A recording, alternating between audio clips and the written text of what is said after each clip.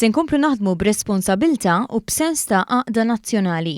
Dan kien il-messaġġ tal-Prim Ministru Robert Abela f'kollegament telefoniku fuq One Radio il-ħadd filgħodu. Ftit jiem wara li ppubblika l-inkjesta pubblika dwar il-qtil ta' Daphne Caruana Galizia. Se nkomplu l-ħidma tagħna fuq il-programm ta' riformi li għandna. Nibdew bid-diskussjonijiet u tħejjiet fil-Gvern, iżda aktar minn hekk imbagħad nibdew nikkonsultaw ma' dawk involuti u ta' se nagħmluh minn din il-ġimgħa stess. Il-Prim Ministru fisser aktar il-pilastru tal-Għaqda Nazzjonali. L-Għaqda Nazzjonali ma tfissirx li kulħadd jaqbel kollox, iżda li niżviluppaw il-ħsibijiet tagħna. U niddibattu kemm hemm bżonn, bl-akbar rispett anke fejn ikun hemm diverġenza fil-ħsibijiet.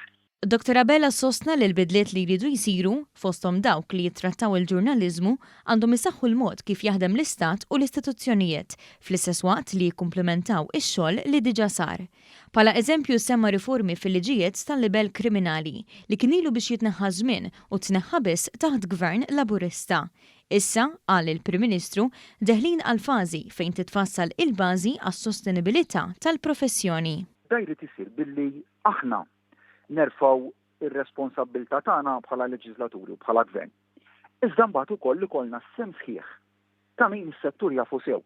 Hemm l-inkjesta u r-rapport tagħha li huwa bidu tajjeb fejn jidħlu rakkomandazzjonijiet xi wħud diġà konna qed nitkellmu dwarhom, imma mbagħad jista' jkun hemm ukoll idejat jew proposti li jiġu saħansitra mtejba minn kif huma kemm fl-interess tal-professjoni u tas-soċjetà kollha kemm hi. Il-Prim Ministru stqar li fuq din il-kwistjoni mhux se jilgħab logħob partiġjan b'differenza l-Oppożizzjoni li l-attitudni tagħha jiġġudikawha n-nies. Innota b'dispjaċir kif f'tant ħin ta' diskussjoni il-membri tal-Oppożizzjoni ma kellhomx imqar kelma waħda ta' rikonoxximent lejn l-uffiċjali li jaħdmu għall-ġustizzja. Ma jirrikonoxxux il-ħidma ta' tant nies tal-affarijiet tagħhom u ma jirrikonoxxux l-iżviluppi pożittivi li kellna l-ġustizzja. Għax il-maġġoranza assoluta tal-persuni fdati biex jaħdmu għal dan il-pajjiż. Dan jagħmluh baqal, bibżulija, b'onestà u b'lealtà. U dawk in-nies ma ħaqhomx iż-żebieħ ta' min suppost qed hemm biex jagħtihom kuraġġ. Dr. Abela fakkar kif f'dan il-każ u anke f'każijiet serji oħra hemm diversi persuni affaċċjaw il-ġustizzja fil-qrati. Saħaq li dak li għamlet l-Oppożizzjoni fil-Parlament żgur li mhuwiex il-mod kif jingħata kuraġġ lil min qed jaqdi dmirietu biex jikseb il-ġustizzja.